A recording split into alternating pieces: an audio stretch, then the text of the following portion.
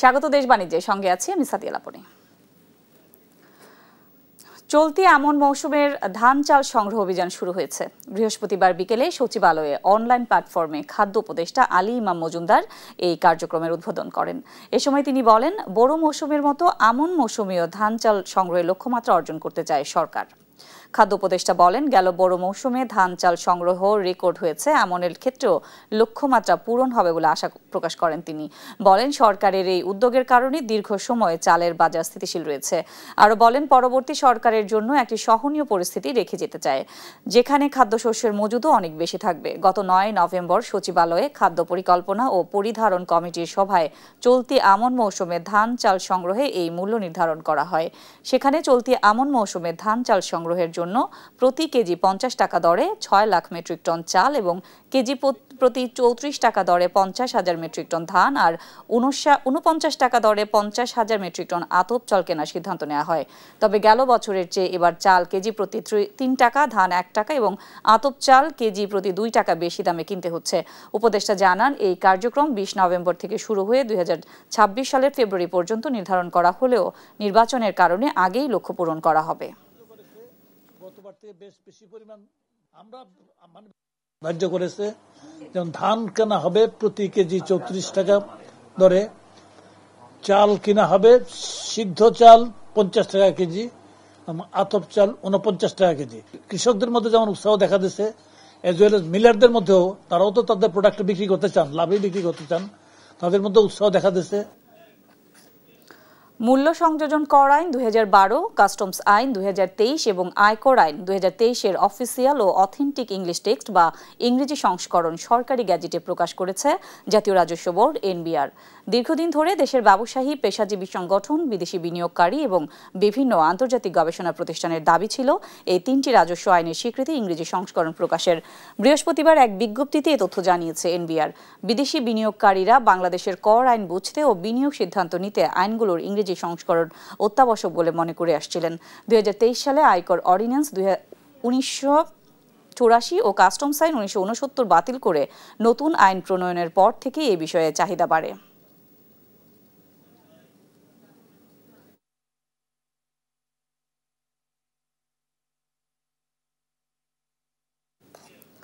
দেশের বাজারে আবারও বেড়েছে স্বর্ণের দাম। এ দফায় ভরিতে দাম বেড়েছে সর্বোচ্চ 2,612 টাকা। বুধবার রাতে স্বর্ণের দাম বাড়ানোর ঘোষণা দিয়েছে জুয়েলার্স সংগঠন বাংলাদেশ জুয়েলার্স সমিতি বাজুস। জুয়েলার্স সমিতি বলছে, স্থানীয় বাজারে তেজাবি স্বর্ণের দাম বৃদ্ধি পাওয়ায় সমন্বয় করা হয়েছে। নতুন দাম অনুযায়ী 22 ক্যারেটের প্রতি ভরি স্বর্ণ 2,612 টাকা বেড়ে 2,09,520 টাকা, 21 ক্যারেটের 1 ভরি স্বর্ণ 2,508 টাকা বেড়ে 2,03,000 টাকা এবং 18 ক্যারেটের 1 ভরি স্বর্ণ 2,135 টাকা বেড়ে বিক্রি হচ্ছে 1,71,426 টাকায়। এছাড়া সনাতন পদ্ধতির প্রতি ভরি স্বর্ণের দাম 1,831 টাকা বেড়ে বিক্রি হচ্ছে 1,42,592 টাকায়। এর আগে সর্বশেষ মঙ্গলবার স্বর্ণের দাম কমেছিল 1,364 টাকা।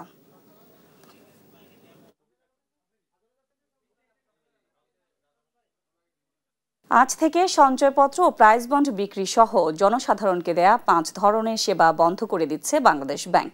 কেপিআই-ভুক্ত প্রতিষ্ঠান হিসেবে নিরাপত্তাজনিত কারণে এই সেবা বন্ধ করেছে নিয়ন্ত্রক সংস্থাটি। তবে আগের মতোই সেবা মিলবে বাণিজ্যিক ব্যাংকগুলোতে।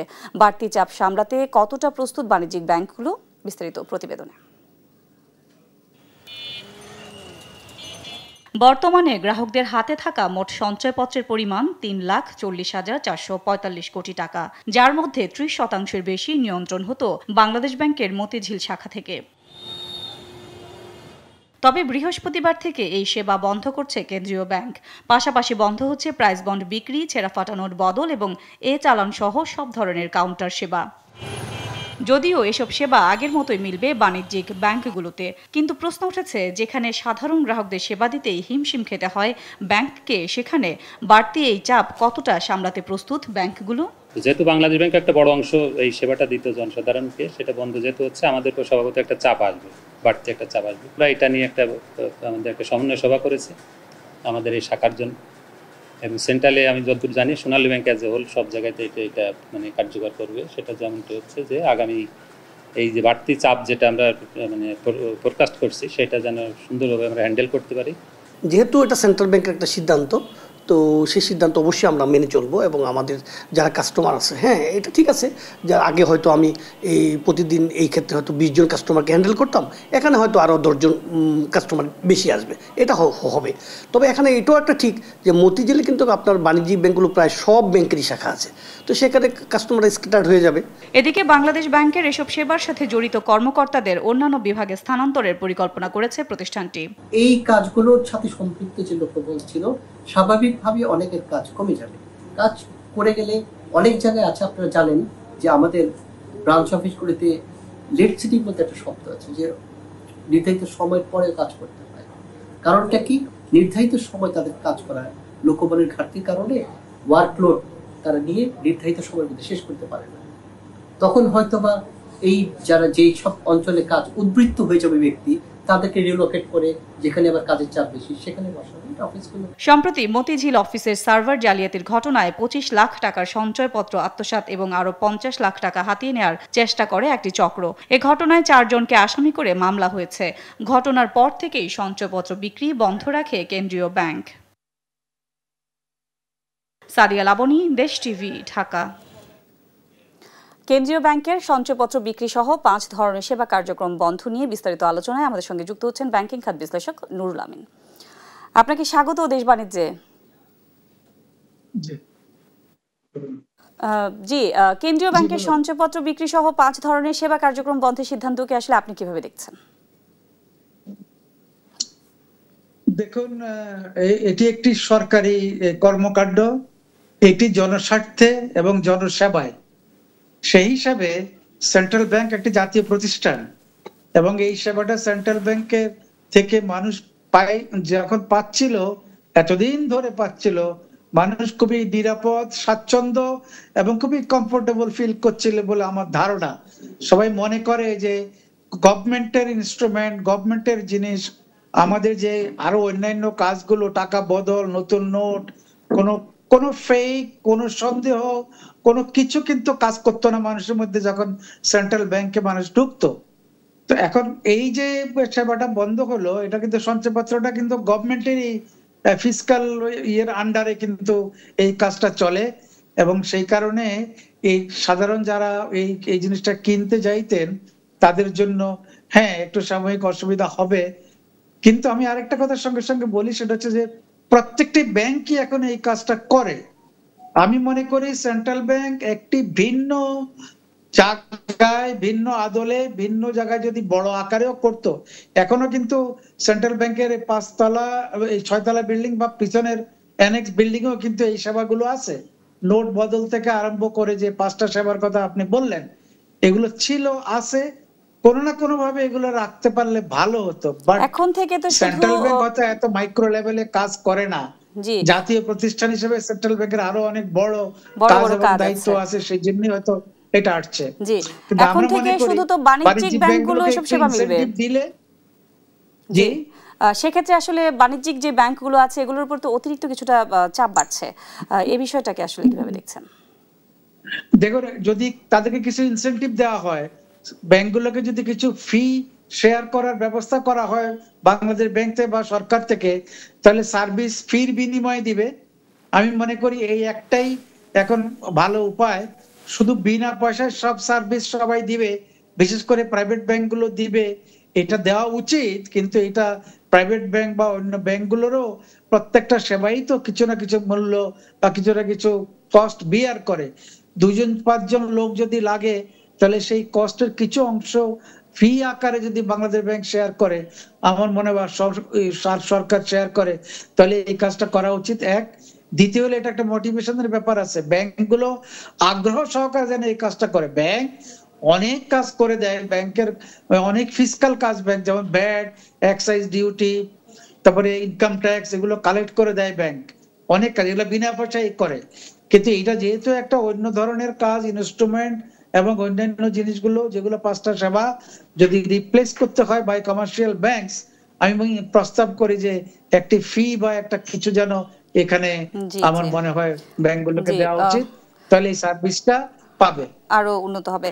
কেন্দ্রীয় ব্যাংক বলছে পৃথিবীর কোনো দেশে কেন্দ্রীয় ব্যাংক এসব সেবা দেয় না, আসলেই কি তাই? খুব ভালো কথা, আমি তো সেটা বলি না এত মাইক্রো লেভেলে কাজ করবে কেন, কিন্তু আমি প্রথমে যে কথাটা বললাম এটা একটি সরকারি কর্মকাণ্ড, একটি জনসেবা, এগুলো জনস্বার্থে। মানুষ কমফোর্টেবল ফিল করে কেন্দ্রীয় ব্যাংক বললে, বাংলাদেশ ব্যাংক বললে, ওটা একটা বড় কারণ ছিল। আর লোকেশনটা মতিঝিল বা বিভিন্ন কমার্শিয়াল প্লেসে, দ্যাট ওয়াজ ভেরি ইম্পর্টেন্ট। অন্য ব্যাংকগুলো করতে হবে, করবে না কেন, ব্যাংক অনেক কাজ করে, এটাও করবেন, কিন্তু একটু আমি প্রস্তাব করছি যে একটু কস্ট বা ফি দিক। বিদেশে নাই, বিদেশে অনেক কিছুই নাই, আমাদের এখানে হয়তো আছে, আবার আমাদের অনেক কিছুই নাই যেগুলো বিদেশে আছে। আমরা আমাদের মতো কেন করি না? আমাদের দেশের কত পার্সেন্ট লোক ব্যাংকে যায়, ব্যাংকিং করে, কত পার্সেন্ট লোক শিক্ষিত, কিন্তু সেন্ট্রাল ব্যাংক বা বাংলাদেশ ব্যাংক শুনলে ওদের যে বিশ্বাসটা আসবে, ওদের মনে যা হবে, একটা সেন্ট্রাল একটা প্রাইভেট ব্যাংকের বিশ্বাসের জায়গা আছে সেন্ট্রাল ব্যাংক। হ্যাঁ, বিশ্বাসের জায়গার কথা যেখানে বলছেন, আমি একটু বলছি, কিছুদিন আগেই কিন্তু কেন্দ্রীয় ব্যাংকের সার্ভার জালিয়াতি করে 25 লাখ টাকার সঞ্চয়পত্র চুরির ঘটনা ঘটেছে। এর পরপরই কিন্তু কেন্দ্রীয় ব্যাংক এমন সিদ্ধান্ত নিল। এর আগে কেন আসলে এরকম সিদ্ধান্ত হলো না? মানে একটা কিছু ক্ষতি হয়ে গেছে, তারপরেই আমাদের এই ধরনের সিদ্ধান্ত আসে, আমরা বরাবরই যদি দেখি আর কি এরকম। না, আমি এইটা পূর্ণ সাপোর্ট করি না। আপনার হাত ব্যথা পাইলে হাত কেটে ফেলবেন, মাথা ব্যথা হলে মাথা কেটে ফেলবেন। আপনার একটা অঘটন ঘটেছে, সেই management system, say IT security, ওটার উপর জোর দেওয়া উচিত ছিল। যদি ওই কারণে করা হয় তাহলে নাগরিক হিসাবে আমাদের একটু আপত্তি অবশ্যই থাকবে। আমরা এটাকে আরো সিকিউর করার জন্য, তার মানে এরকম ঘটনা অন্য কোনো ব্যাংকে ঘটলে সেটা তখন সেন্ট্রাল ব্যাংক তো একটা রোল প্লে করতেন সেখানে, কেন তাদের এই গ্লিচটা হলো? আমি মনে করি না কেন্দ্রীয় ব্যাংককে জাতীয় প্রতিষ্ঠান হিসেবে, আমার ধারণা যে ওই কারণে যদি করা হয় তাহলে এটা সঠিক বলে আমি ব্যক্তিগতভাবে মনে করি না। আর যদি বাংলাদেশ ব্যাংক এই জুট ঝামেলা মনে করে এটাকে, সেটা আলাদা কথা, কিন্তু আমরা কিন্তু আসলে যেটা দেখলাম যে সঞ্চয়পত্র চুরির ঘটনা ঘটার পরপরই তো সঞ্চয়পত্র বিক্রি এমনিতেই বন্ধ ছিল মতিঝিল শাখায়, এখন হচ্ছে পুরোপুরি কার্যক্রমটা বন্ধ করে দিয়েছে। জি, আপনাকে অসংখ্য ধন্যবাদ আমাদের সাথে যুক্ত হওয়ার জন্য। দেখে থাকেন তাহলে হয়তো আরো কিছুদিন দেখতে হবে। আমি আশা করব এটা টেম্পোরারিলি হোক, পরে একটা অন্যভাবে বৃহত্তর আকারে আইদার কমার্শিয়াল ব্যাংক অথবা সেন্ট্রাল ব্যাংক একটা অংশ অন্তত ঢাকা শহরের জন্য, আপনাকে অসংখ্য ধন্যবাদ। যেখানে লুঙ্গি পরা লোক, গরিব অশিক্ষিত লোক বা প্রাইভেট ব্যাংকের এসি রুমে ঢোকার সাহস যারা করে না, তারা যেন এই সেবাটা পায় বলে আমি মনে করি। আপনাকে অসংখ্য ধন্যবাদ নুরুল আমিন, আপনাকে অসংখ্য ধন্যবাদ। যুক্ত ছিলেন ব্যাংকিং খাত বিশ্লেষক নুরুল আমিন। উটের মাংসের নিত্য নতুন রেসিপি আর আরবীয় খাবারের স্বাদ নিতে পারবেন এখন ঢাকার ভোজন রসিকরা। রাজধানীতে দ্য ওয়েস্টিনে শুরু করেছে বিশেষ Arabian food festival state of Arabia. আরবীয় সুস্বাদু ল্যাম্প, কাপসা আর কুনাফার মতো মনোমুগ্ধকর মিষ্টান্ন ভাণ্ডার। এছাড়া আরবীয় চোখ ধাঁধানো পরিবেশে থাকছে লাইভ কুকিং স্টেশন এবং কমপ্লিমেন্টারি কাহওয়া এবং বিশেষ ওয়েলকাম ড্রিঙ্কস। বিস্তারিত মাকদুরামির রিপোর্টে।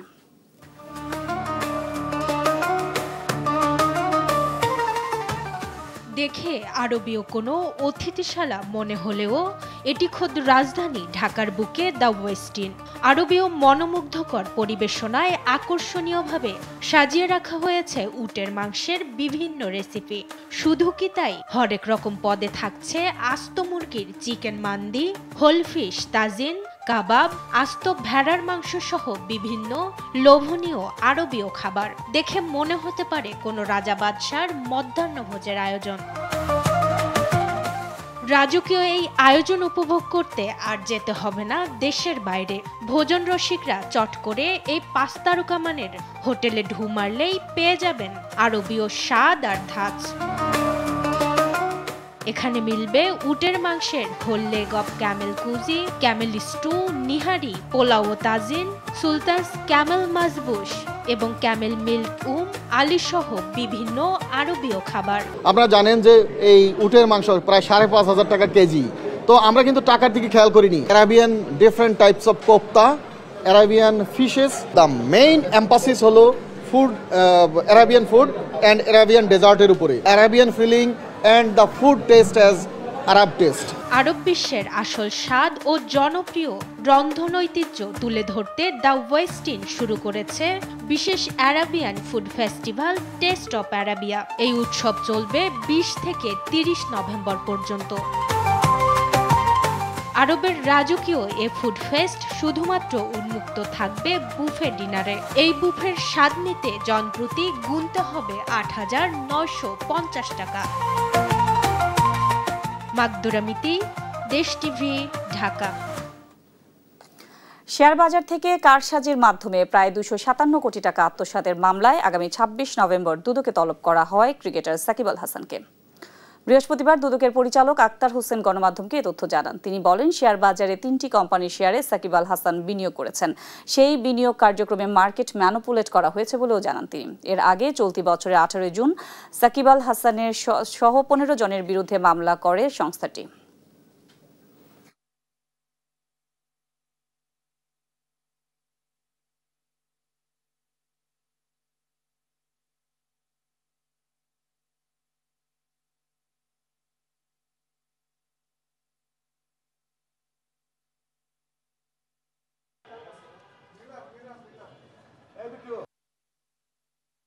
জনাব সাকিব আল হাসান, সাবেক অধিনায়ক বাংলাদেশ জাতীয় ক্রিকেট দল ও সাবেক সংসদ সদস্য মাগুরা ১কে জিজ্ঞাসাবাদের জন্য নোটিশ জারি করেছেন আগামী ২৬/১১/২০২৫ তারিখ।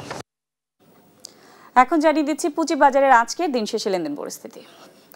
ঢাকা স্টক এক্সচেঞ্জে আজ ডিএসইএক্স সূচক ৩২ পয়েন্ট কমে দাঁড়িয়েছে ৪,৮৬৯ পয়েন্টে। এছাড়া ঢাকা স্টক এক্সচেঞ্জে আজ লেনদেন হওয়া প্রতিষ্ঠানগুলোর মধ্যে দর বেড়েছে ১০৪টির, কমেছে ২৩৮টির, অপরিবর্তিত আছে ২৯টির দর। লেনদেন কিছুটা বেড়েছে ২৫ কোটি টাকার মতো, বেড়ে ৪৪৫ কোটি ৪২ লাখ টাকা লেনদেন হয়েছে। এছাড়া ঢাকা স্টক এক্সচেঞ্জে আজ টপ গেইনারের তালিকায় প্রথম অবস্থানে ছিল রহিমা ফুড কর্পোরেশন লিমিটেড, দ্বিতীয় অবস্থানে আনোয়ার গালভানাইজিং লিমিটেড, তৃতীয় অবস্থানে আইএফআইসি ব্যাংক। এছাড়া ঢাকা স্টক এক্সচেঞ্জে আজ টপ লুজারের তালিকায় প্রথম অবস্থানে ছিল সিমটেক্স ইন্ডাস্ট্রিজ, দ্বিতীয় অবস্থানে প্রগতি লাইফ ইন্স্যুরেন্স, তৃতীয় অবস্থানে prime textile spinning mills limited. আমরা যদি চট্টগ্রাম স্টক এক্সচেঞ্জে দেখি, সার্বিক সূচক আজ বেড়েছে মাত্র 0.70। এছাড়া বেড়ে দাঁড়িয়েছে ১৩,৬৪২ পয়েন্টে। এছাড়া চট্টগ্রাম স্টক এক্সচেঞ্জে আজ লেনদেন হওয়া প্রতিষ্ঠানগুলোর মধ্যে দর বেড়েছে ৮৭টির, কমেছে ৬৫টির, অপরিবর্তিত আছে ২৫টির দর, লেনদেন হয়েছে ৭,৩৮ লাখ টাকার। টাকার সঙ্গে প্রধান আন্তর্জাতিক মুদ্রার বিনিময় হারে আমরা দেখছি, ইউএস ডলার কিনতে আজ খরচ হচ্ছে ১২২ টাকা ৮৫ পয়সা, বিক্রি হচ্ছে ১২১ টাকা ৮০ পয়সায়। পাউন্ডের ক্রয় মূল্য ১৬৪ টাকা ৬৫ পয়সা এবং বিক্রি হচ্ছে ১৫৭ টাকা ৪৮ পয়সা। ইউরো কিনতে খরচ হচ্ছে ১৪৫ টাকা ৭১ পয়সা, বিক্রি হচ্ছে ১৩৯ টাকা ৬৬ পয়সায়। এছাড়া এরপরেই আছে জাপানি ইয়েন, কিনতে খরচ হচ্ছে ৮০ পয়সা, বিক্রি হচ্ছে ৭৪ পয়সায়। সৌদি রিয়েলের ক্রয় মূল্য ৩৩ টাকা ১৫ পয়সা, বিক্রি হচ্ছে ৩২ টাকা ৩৭ পয়সায়। এছাড়া মালয়েশিয়ান রিঙ্গিত কিনতে খরচ হচ্ছে ২৯ টাকা ৯৮ পয়সা এবং বিক্রি হচ্ছে ২৯ টাকা ৮ পয়সায়। এরপরেই আছে সিঙ্গাপুরি ডলার, কিনতে খরচ হচ্ছে ৯৭ টাকা ২৮ পয়সা এবং বিক্রি হচ্ছে ৯২ টাকা ৭১ পয়সায়। ইন্ডিয়ান রুপি কিনতে খরচ হচ্ছে ১ টাকা ৪৭ পয়সা, বিক্রি হচ্ছে ১ টাকা ৩০ পয়সায়। চাইনিজ ইয়েনের ক্রয় মূল্য ১৯ টাকা ৬ পয়সা এবং বিক্রি হচ্ছে ১৭ টাকা ৬ পয়সায়।